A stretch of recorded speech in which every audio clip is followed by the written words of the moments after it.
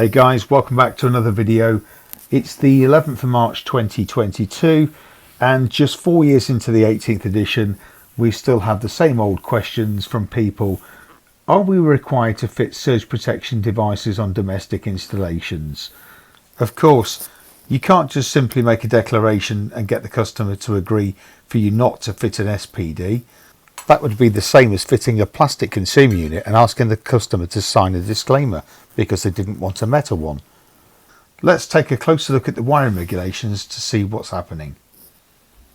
Chapter 4.4 covers protection against voltage disturbances and electromagnetic disturbances, and Chapter 4.4.3 covers protection against transient overvoltages of atmospheric origin or due to switching.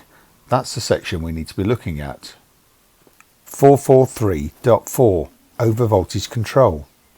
It reads, protection against transient overvoltages shall be provided where the consequence caused by overvoltage could: number 1, result in serious injury to or loss of human life, or number 2, result in interruption of public services and or damage to cultural heritages, or number 3, result in interruption of commercial or industrial activity, or number 4, affect a large number of co-located individuals.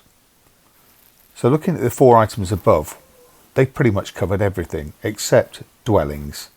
However, they've got that covered with the next part of the regulation, which reads, for all other cases, a risk assessment according to regulation 443.5 shall be performed in order to determine if protection against transient overvoltages is required. If the risk assessment is not performed, the electrical installation shall be provided with protection against transient overvoltage, except for single dwelling units where the total value of the installation and equipment therein does not justify protection. So, you do need to provide surge protective devices, except in the dwelling where the value of the installation equipment does not justify such protection. Now, given in mind an SPD is approximately £50 to £60, it's unlikely that a dwelling doesn't have equipment exceeding that value, so therefore you should fit a surge protective device, or calculate the risk level using regulation 443.5, which is the risk assessment method. Having done that, you will then be in a position to decide whether the installation itself requires an SPD or not. Hopefully you've enjoyed the video and have learnt something from this small session. Hope to see you soon.